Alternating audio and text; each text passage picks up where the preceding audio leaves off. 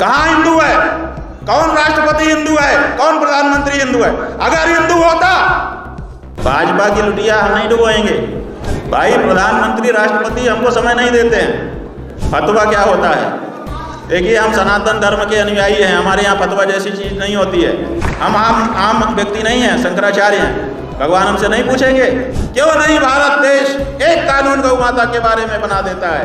भाजपा की ओर से लिखा गया पत्र था, उन्होंने लिखा था कि गाय का मांस खाना हमारी संस्कृति का हिस्सा है। भाजपा का ये जो दोहरा चरित्र है, ये हमको आश्चर्यचकित करता है। तो जहाँ गोरक्ष पीठ पर बैठा हुआ व्यक्ति मुख्यमंत्री हो, वहाँ से अगर गौमांस का इतना बड़ी मात्रा में निर्यात हो रहा है तो रूह को कपा देने वाली एक जानकारी है।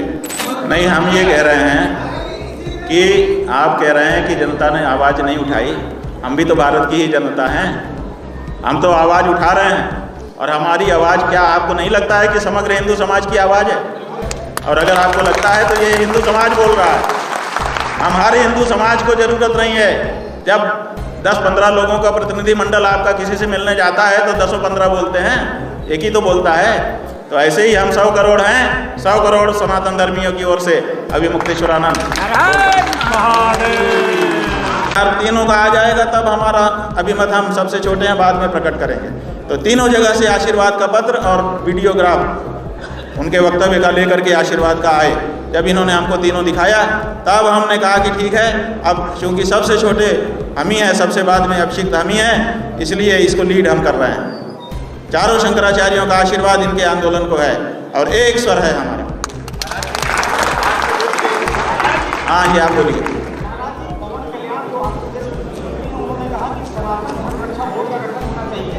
भाई, सनातन धर्म रक्षा का बोर्ड का गठन पवन कल्याण कैसे कर सकते हैं? पवन कल्याण ने तो वहाँ पे कमेटी बनाई हुई है, उसमें हर आंध्रा की सरकार, तेलंगाना की सरकार सब यही अपने ट्रस्टी बनाती हैं। उन्हीं ट्रस्टियों की नाक के नीचे तो इतना बड़ा अनर्थ हुआ है, उनको तो फांसी देनी चाहिए उन ट्रस्टियों को। क्यों वो ट्रस्टी रहे और उनकी नाक के सामने इतनी बड़ी घटना कैसे हो गई? उनको क्या अधिकार है बोलने का? वो मंत्री हैं, क्या देख रहे थे अभी तक? ये अधिकार धर्माचार्यों का है, शंकराचार्यों का है, वल्लभाचार्यों का है, निम्बरकाचार्यों का है, रामानंदाचार्यों का है। उनको बना दिया जाए, वो बनाएंगे बोर्ड और वो वहाँ की धार्मिकता की रक्षा करेंगे। पवन कल्याण को बोलने का अधिकार समाप्त हो गया जिस दिन ये समाचार सामने आया कि इतनी बड़ी घटना हो रही है, लोगों के पावित्र्य को खंडित करने का इतना बड़ा उपक्रम हो रहा है और नाक के नीचे हो रहा है। जो टीटीडी के ट्रस्टी हैं, जो वहाँ के पदाधिकारी हैं, जो वहाँ पर नियुक्त बड़े बड़े अधिकारी हैं, वो सब दोषी हैं पहली दृष्टि में। जांच के बाद भले कोई निकल के दूसरा आ जाए, लेकिन प्रथम दृष्टया सब दोषी हैं। अभी उनको ये सब वक्तव्य देने का अधिकार नहीं है। वक्तव्य दे करके बहुत ज़्यादा धर्म के पक्ष में खड़ा होने का दिखावा ना करें, क्योंकि उनके जिम्मेदारी पद पर बैठे रहते हुए ये सब हुआ है। चंद्रबाबू नायडू को हमने धन्यवाद किया है कि उसने कम से कम इस बात को पब्लिक तो कर दिया, नहीं तो ये भी नहीं कर रहा था कोई। कहाँ हिंदू है? कौन राष्ट्रपति हिंदू है? कौन प्रधानमंत्री हिंदू है? अगर हिंदू होता तो गौ हत्या ऑर्डर देता अपने कार्यकाल में। तुम हिंदू हो, तुमको अगर राष्ट्रपति बना दूं, तुम स्वीकार करोगे गौ हत्या अपने कार्यकाल में? अभी तक कोई हिंदू इन पदों पर नहीं बैठा है। अगर होता तो उसकी अंतरात्मा इसकी गवाही ही न देती, या तो दूसरे दिन त्याग पत्र दे देता, या तो आदेश पारित कर देता कि आप गौ हत्या नहीं हो सकती है। अभी कोई हिंदू नहीं बैठा है। ये हिंदू का फोटो जैसे मूर्ति बना देते, कहते हैं जैसे आपके लखनऊ में हाथी लगे हैं पार्कों में, वो हाथी हैं, वो चलेंगे? वो बस खड़े रहने के दिखावे के हाथी हैं। जैसे आपके लखनऊ के पार्कों के हाथी हैं, दिखावे के केवल हैं, वो चल नहीं सकते, वो पेड़ को उठा के दूसरी जगह नहीं रख सकते, शोभा नहीं बढ़ा सकते। उसी तरह से ये हिंदू हैं जो दिखावे के हिंदू हैं, असल हिंदू नहीं है। असल हिंदू होते तो एक दिन भी गौ हत्या इनके राज में नहीं हो सकती थी।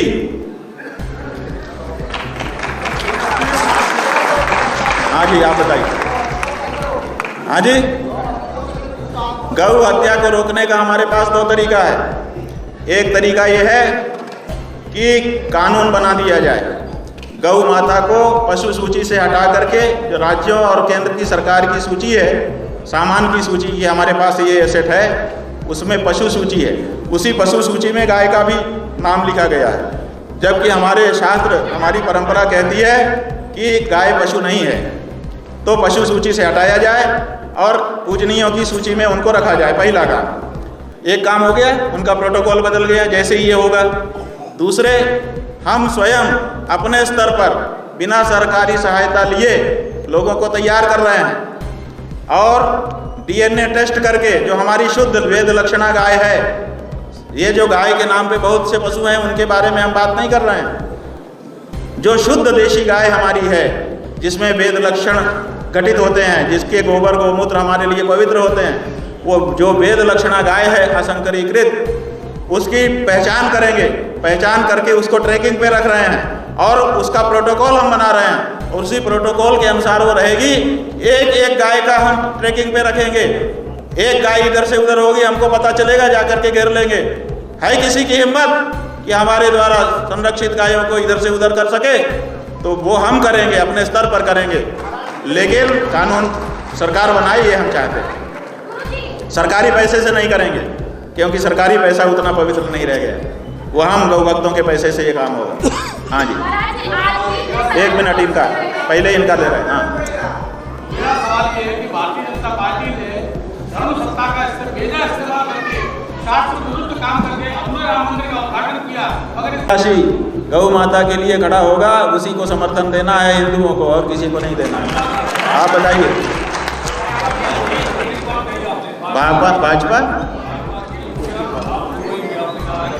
भाजपा की लुटिया हम नहीं डुबोएंगे। ये हमारे मुंह से निकल गया हो तो संशोधन कर लीजिए। हम किसी पार्टी की लुटिया डुबोने का काम नहीं कर रहे हैं। कसाई पार्टियों की लुटिया जरूर डुबोएंगे।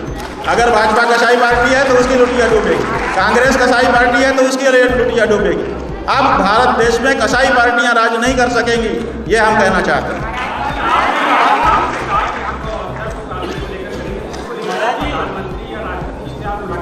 भाई, प्रधानमंत्री राष्ट्रपति हमको समय नहीं देते हैं। हमने गंगा जी के बारे में, हमने गौ माता के बारे में समय मांगा है, राष्ट्रपति से मांगा, प्रधानमंत्री से मांगा, कई बार मांगा, कोई समय नहीं देता है तो हम क्या करेंगे?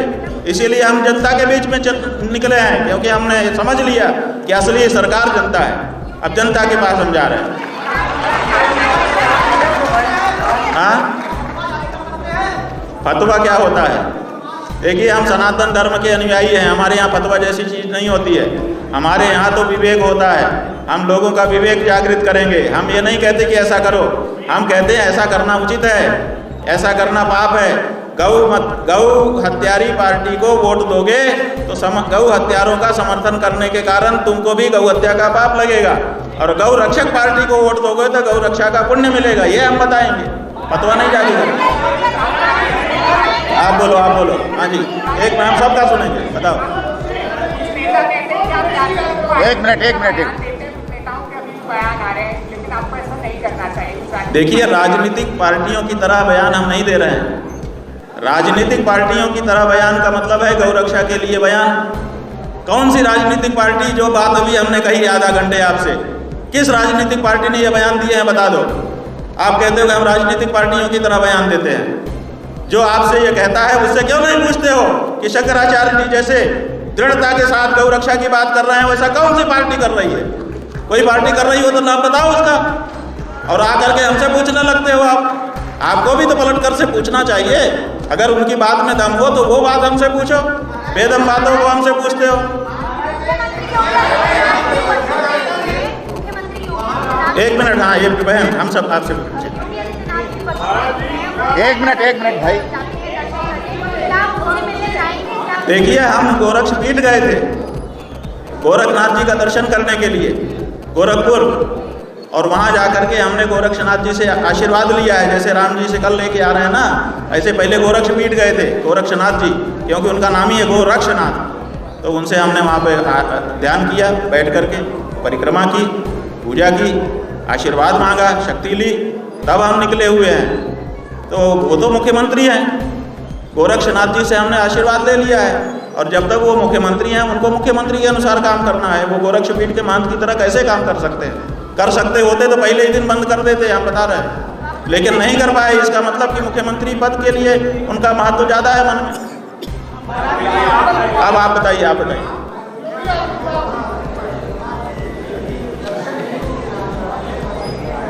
दर्शन के लिए हमने पहले ही चुनाव, जब ये आम चुनाव हुए थे उसके पहले ही घोषणा कर दी थी कि हम राष्ट्रमाता का दूध सोने के कटोरे में धो करके लेकर के जाएंगे, तब भगवान श्री राम आपको मुंह दिखाएंगे। तो अब वो राष्ट्रमाता घोषित हो जाएं, आज यहीं लखनऊ से हम वापस अयोध्या जा करके दर्शन कर लेंगे। लेकिन वो तो हो नहीं रहा है। हम क्या मुंह दिखाएंगे? राम जी के सामने हम जाके खड़े हों। हम आम व्यक्ति नहीं हैं, शंकराचार्य हैं। भगवान हमसे नहीं पूछेंगे कि शंकराचार्य बन के घूम रहा है, गौ माता कट रही, क्या किया तूने? तो हम क्या कहेंगे? ऐसी परिस्थिति में जब हमारी गलती है, हम अपने से बड़े के सामने नहीं जा सकते। आपकी जब गलती होती है आप जा पाते हो, हिचकते हो। हम हिचक रहे हैं कि राम जी के सामने कैसे जाके मुंह दिखाएं। जब कुछ कर लें तब जाएंगे कि महाराज हम लेकर आए हैं, लीजिए भोग लगाइए और सबको प्रसाद बांटिए। तो वो हमारी टेक है, भगवान से टेक करने का हमको अधिकार है। हमने परिक्रमा की, दूर से प्रणाम किया और कहा कि हम देखो नहीं आ रहे हैं, ताकत दो ताकि ये करा के जल्दी से जल्दी आएँ। यही तो कह के आए हैं, और क्या कहा? हाँ जी, आप बोलिए, आप बोलिए।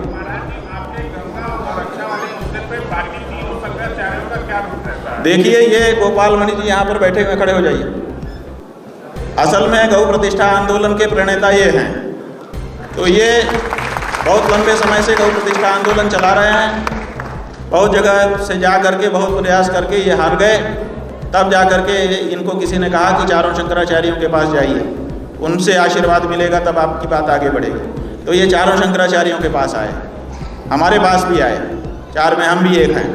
तो क्यों कानून बनाते हैं? क्यों नहीं भारत देश एक कानून गौ माता के बारे में बना देता है, जब देश एक है? केवल इस चतुराई के लिए कि यहाँ नहीं वहाँ काट के खा लो, वहाँ काट के हम बेच देंगे। बंधुओं, ये एक बड़ी समस्या है। तो हम चाहते हैं कि हर प्रदेश में चर्चा चले। अब जब हमने ये यात्रा घोषित की तो हमको बड़ा आश्चर्य हुआ। हमको मन में था कि हो सकता है कि कुछ लोग विरोध करें, हो सकता है मुसलमानों की ओर से विरोध आए, हो सकता है कि ईसाइयों की तरफ से विरोध आए, हो सकता है कि किसी और समूह की ओर से विरोध आए। लेकिन बड़ा आश्चर्य तब हुआ जब सबसे पहला हमारी यात्रा का विरोध भारतीय जनता पार्टी के द्वारा। आश्चर्यचकित रह गए हम, रोए खड़े हो गए हमारे कि ये कैसे हो सकता है। फिर वो विरोध का जो पत्र था हमने उसको ठीक से पढ़ा। ये नागालैंड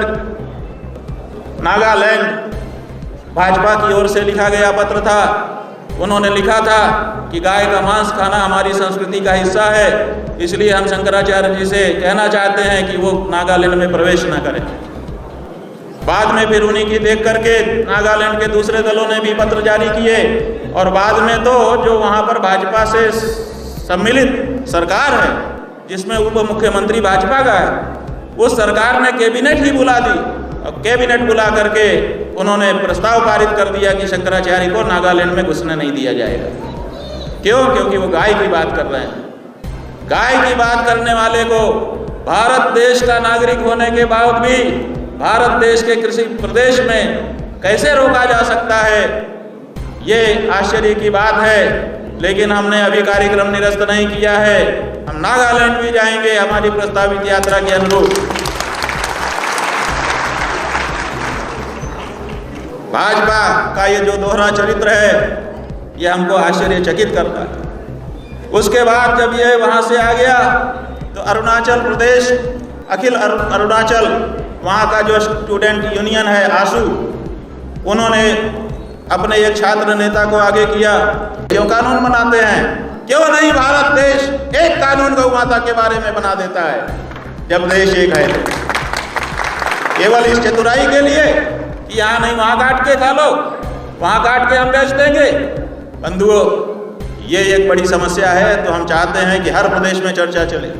अब जब हमने ये यात्रा घोषित की तो हमको बड़ा आश्चर्य हुआ। हमको मन में था कि हो सकता है कि कुछ लोग विरोध करें, हो सकता है मुसलमानों की ओर से विरोध आए, हो सकता है कि ईसाइयों की तरफ से विरोध आए, हो सकता है कि किसी और समूह की ओर से विरोध आए। लेकिन बड़ा आश्चर्य तब हुआ जब सबसे पहला हमारी यात्रा का विरोध भारतीय जनता पार्टी के द्वारा। आश्चर्यचकित रह गए हम, रोए खड़े हो गए हमारे कि ये कैसे हो सकता है। फिर वो विरोध का जो पत्र था हमने उसको ठीक से पढ़ा। ये नागालैंड भाजपा की ओर से लिखा गया पत्र था। उन्होंने लिखा था कि गाय का मांस खाना हमारी संस्कृति का हिस्सा है, इसलिए हम शंकराचार्य जी से कहना चाहते हैं कि वो नागालैंड में प्रवेश न करें। बाद में फिर उन्हीं की देख करके नागालैंड के दूसरे दलों ने भी पत्र जारी किए, और बाद में तो जो वहाँ पर भाजपा से सम्मिलित सरकार है जिसमें उप मुख्यमंत्री भाजपा का है, उस सरकार ने कैबिनेट ही बुला दी। और कैबिनेट बुला करके उन्होंने प्रस्ताव पारित कर दिया कि शंकराचार्य को नागालैंड में घुसने नहीं दिया जाएगा। क्यों? क्योंकि वो गाय की बात कर रहे हैं। गाय की बात करने वाले को भारत देश का नागरिक होने के बाद भी भारत देश के कृषि प्रदेश में कैसे रोका जा सकता है, ये आश्चर्य की बात है। लेकिन हमने अभी कार्यक्रम निरस्त नहीं किया है, हम नागालैंड भी जाएंगे हमारी प्रस्तावित यात्रा के अनुरूप। भाजपा का ये जो दोहरा चरित्र है ये हमको आश्चर्यचकित करता है। उसके बाद जब ये वहाँ से आ गया तो अरुणाचल प्रदेश, अखिल अरुणाचल, वहाँ का जो स्टूडेंट यूनियन है आसू, उन्होंने अपने एक छात्र नेता को आगे किया। भारत बना है उसका बहुत बड़ा हिस्सा उत्तर प्रदेश से निर्यात हो रहा है, और उसने इंटरनेट से निकाल के डाटा सामने रख दिया। और जब हमने वो डाटा देखा, कल हमने उसका ग्राफ अयोध्या जी में प्रेस वालों को दिखाया था, तो आश्चर्यचकित रह गए। इंटरनेट पर जो जानकारी है, आंकड़े हैं, उसमें बताया गया है कि भारत में गायों को काटने के 80 में एक कम 79 इतने कत्ल खाने हैं, उनमें से 40 से अधिक उत्तर प्रदेश में हैं। और जो यहाँ से निर्यात हो रहा है वो भी सबसे ज़्यादा हो रहा है। तो जहाँ गोरक्ष पीठ पर बैठा हुआ व्यक्ति मुख्यमंत्री हो, वहाँ से अगर गौमांस का इतना बड़ी मात्रा में निर्यात हो रहा है तो रूह को कपा देने वाली एक जानकारी है। कांप रहा है अंदर से हमारा वजूद कि ये क्या हो रहा है। आम जनता समझ रही है कि हमने जिन हाथों को चुन दिया है वो गौ रक्षा करेंगे, और ये वास्तविकता जो आंकड़े दिखाए जा रहे हैं, अरुणाचल प्रदेश का छात्र संघ का व्यक्ति ये कहता है और हम लोगों को चुप हो जाना पड़ता है कि पहले हमारे यहाँ आप मत आइए, पहले उत्तर प्रदेश जाइए। तो ये क्या है? तो ऐसी परिस्थिति में बहुत गंभीरतापूर्वक अगर आप राजनीति में चले जाएंगे कि शंकराचार्य अमुक पार्टी के हैं इसलिए अमुक पार्टी का विरोध कर रहे हैं, तो गलत होगा। शंकराचार्य किसी पार्टी का नहीं होता है। शंकराचार्य तो किसी पार्टी में बचपन से कभी जाता ही नहीं है। जो पार्टियों में जिंदगी बिता देते हैं, जब वो राष्ट्रपति उपराष्ट्रपति बनते हैं तो आप उनको पार्टी से ऊपर, राजनीति से ऊपर मान लेते हो। तो जो शंकराचार्य कभी किसी पार्टी में जाके राजनीतिक कार्यकर्ता बना ही नहीं, उसके लिए ये कहना कि वो किसी पार्टी का होगा, ये बहुत तुच्छ बात है। शंकराचार्य अगर किसी का होता है तो सनातन धर्म का होता है, और सनातन धर्म का व्यक्ति होने के नाते गौ माता की रक्षा करना और उसके लिए लोगों को प्रेरित करना, और गौ माता के संदर्भ में जो भी आंकड़े हों, जो सच्चाई हो, उसको यथावत जनता के सामने आपके माध्यम से रख देना हमारा दायित्व है, और इसीलिए हम ये बातें सामने रख रहे हैं। बंधुओं, हम हर प्रदेश में जाएंगे, वहाँ पर डिबेट शुरू करेंगे, चर्चा चलाएंगे, ताकि पूरे देश की जनता इस बारे में चर्चा करे और एक मत हो जाए। और बंधुओं, कुछ लोगों ने हमसे पूछा था कि आप ये बताइए कि कुछ राज्य ऐसे हैं जो गौ हत्या बंद नहीं करना चाहते हैं, तो आप किसी के खाने पीने पे कैसे रोक लगा सकते हैं? हम कहते हैं बिल्कुल सही है, हम किसी के खाने पीने पर रोक नहीं लगाते हैं, लेकिन हमारा जो संविधान है भारत का और हमारा जो धर्मशास्त्र है वो हमको पहले से ही नियंत्रित करता है कि तुम बोलो जो बोलना है। अभिव्यक्ति की भी आज़ादी है हमको, लेकिन किसी को चोट लगने वाली बात नहीं बोल सकते।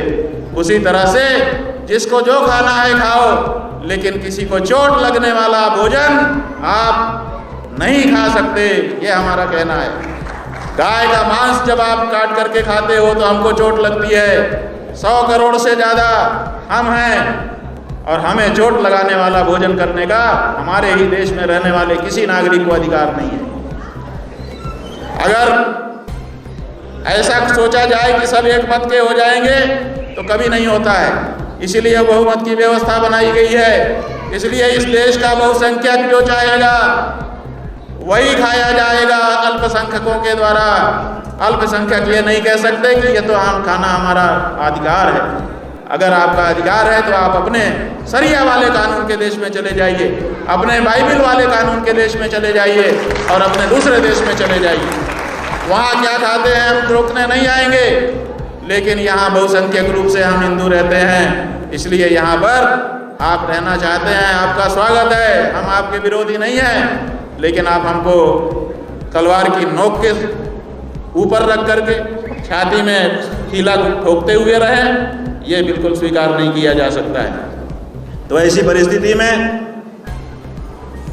गाय के बारे में विशद चर्चा की आवश्यकता है।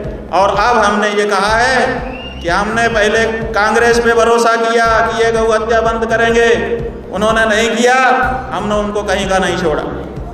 हमने भाजपा पे भरोसा किया कि ये गौ हत्या बंद करेंगे, उनका भी रिजल्ट सामने है, उनको भी हम मिटा देंगे, मटिया मेट कर देंगे। लेकिन फिर किसको चुनेंगे? फिर कोई आप आएगा, कोई बाप आएगा, कोई टाप आएगा, कोई चाप आएगा।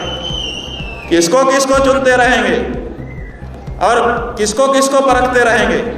इसलिए अब हमने ये कहा है कि अब हम उसी को वोट देंगे, सनातन धर्मी, जो सबसे पहले शपथ पूर्वक घोषणा करेगा कि अगर हम आपके वोट से जीतते हैं और संसद में, विधानसभा में, म्यूनिसिपैलिटी में कहीं पर भी जाते हैं, तो जैसे हमारे घर में पहली रोटी गाय की होती है, ऐसे पहला कानून गौ माता के प्राण और उनकी प्रतिष्ठा की रक्षा का हम बनाएंगे। गौ मतदाता का संकल्प देश भर के सभी सनातन धर्मी लेंगे। सभी ना लें, कम से कम 33 करोड़ ले लें। हमने सुना था, शास्त्रों में पढ़ा था कि गौ माता के शरीर में 33 कोटि देवता रहते हैं। हमारी भी इच्छा है कि उन देवताओं का हम दर्शन करें। तो जो गौ मतदाता बन जाएगा, हम समझेंगे कि वही गौ माता का देवता है, गौ माता की रक्षा करने के लिए खड़ा है। उसी को हम प्रणाम करेंगे और पूरे देश में लोगों को गौ मतदाता बनने का संकल्प दिलाते हुए अब मतदाताओं पर हम भरोसा करेंगे। और मतदाता जब एक स्वर से ये मांग करेगा कि अगर हमारा वोट चाहिए तो शपथ पत्र घोषित करो गौ माता के संबंध में, और तभी हम वोट देंगे, नहीं तो हम वोट देने के लिए तैयार नहीं हैं। वोट मांगने आए नेताजी के सामने हर हिंदू को ये कहना होगा कि गौ माता की बात करते हो तो खड़े हो, नहीं तो आगे बढ़ो, ये हिंदू का घर है, ये गौ हत्यारे कसाईयों को वोट नहीं देता है। ये बात हम स्पष्टता के साथ कहना चाहेंगे। और इसी आधार पर आगे जो भी चुनाव आ रहे हैं, हर चुनाव में तो मत छोड़ करके निकलना पड़ा। हम निकले हुए हैं।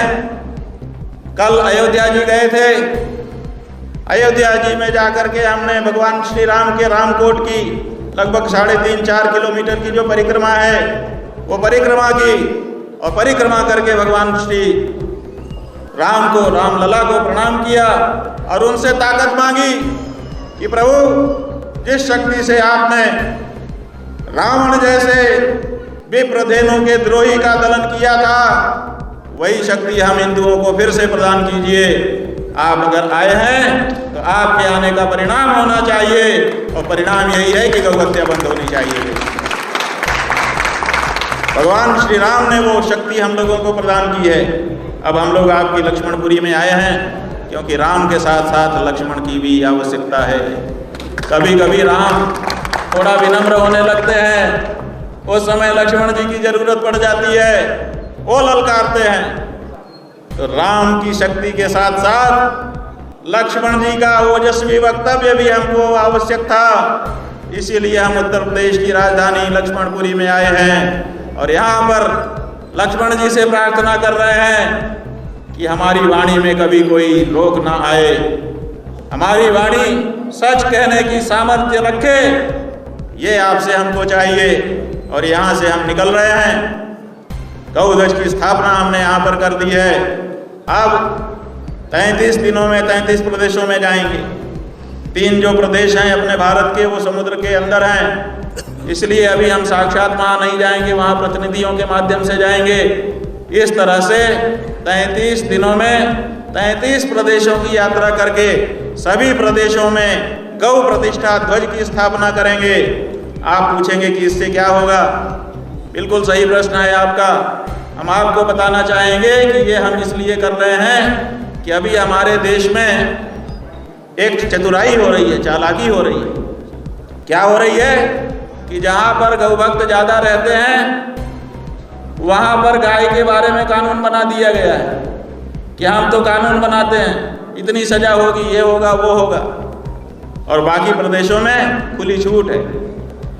गौ हत्या निरोध कानून कई प्रदेशों में बने हुए हैं, लेकिन वो गौ हत्या निरोध कानून सच में नहीं है। असल में वो गौ हत्या स्थल निरोध कानून है। स्थल निरोध कानून का मतलब कि यहाँ नहीं काट सकते, उधर ले जाके काटो। जैसे कोई अपने घर में बैठा हो कि नहीं इस कमरे में नहीं कर सकते, इसका मतलब दूसरे कमरे में ले जाके जो करना हो करो। तो ये जो चतुराई है कि हम कुछ प्रदेशों में कानून बना के वहाँ के गौ भक्तों को प्रसन्न कर लेंगे और कुछ प्रदेशों में गौ हत्या की खुली छूट दे करके वहाँ के लोगों को प्रसन्न कर लेंगे। इस तरह से हम सबको साध लेंगे, सबका साथ सबका विकास। ये सबका साथ सही नहीं है। गौ माता के बारे में ये चतुराई ठीक नहीं है। इसलिए हम ये चाहते हैं कि हर प्रदेश में जाकर के गौ प्रतिष्ठा ध्वज की स्थापना करें, ताकि वहाँ के लोग भी इस चर्चा में सम्मिलित हों और पूरे देश में गौ माता के बारे में, पूरे विश्व में सबसे ज़्यादा गौ मांस निर्यातक देशों की सूची में दूसरे नंबर पर ला करके खड़ा कर दिया गया। ये क्या हो रहा है? और क्या ये जो कुछ हो रहा है इसको एक दिन भी और ज़्यादा होने दिया जाना चाहिए? आप देख रहे हैं कारतूस में गाय की चर्बी का प्रयोग किया गया। कारतूस तो हर जनता के सामने नहीं आता था, वो तो केवल सेना में भर्ती लोगों के सामने आता था, उन्हीं को खोलना पड़ता था। तो हमने अंग्रेजों को भगा दिया। आज समाचार आए हैं, आप सब लोगों ने उसको फ्लैश किया है। करोड़ों लोगों के मुंह में प्रसादन के नाम पर गाय की चर्बी खिला दी गई है। क्या ये 1857 की क्रांति से कम का समय है? ये 2024 की क्रांति शुरू होनी चाहिए। और जैसे अंग्रेजों को हमने भगाया, ऐसे इन काले अंग्रेजों को भगाने के लिए हमको खड़े हो जाना पड़ेगा। हम अगर बलशाली अंग्रेजों को खदेड़ सकते हैं, जिनका अनेक देशों में उपनिवेश स्थापित हो गया था, तो इनको उखाड़ देने में हम लोगों को कोई देर नहीं लगेगी, क्योंकि इनकी जड़ें हमारे ही गमले में हैं, दूसरी जगह इनकी कोई जड़ नहीं है। ये आत्मघाती है। ये जिस थाली में खा रहे हैं उसी में छेद कर रहे हैं। जिन हिंदुओं का वोट ले रहे हैं उन्हीं की माँ की बोटी कर रहे हैं और उसको पैकेट में बंद करके विदेशों को बेच करके अपना खजाना भरना चाहते हैं। हम कहना चाहते हैं 100 करोड़ के लगभग हमारे हिंदू भाइयों की तरफ से सरकार को कहना चाहते हैं कि हम इसको स्वीकार नहीं करते हैं। दोषी मानते हैं उस सरकार को जो हमारा ही वोट लेकर के हमारी माँ को काटे और काट करके उसकी बोटी को पैकेट में बंद करके बेचे। हमें नहीं चाहिए ऐसा पैसा। हम तो माँ के दूध से तृप्त हैं, इससे ज़्यादा उसके मांस को खा करके जीने की हमको आकांक्षा नहीं। तो बंधुओं, ऐसी विषम परिस्थिति जब आ गई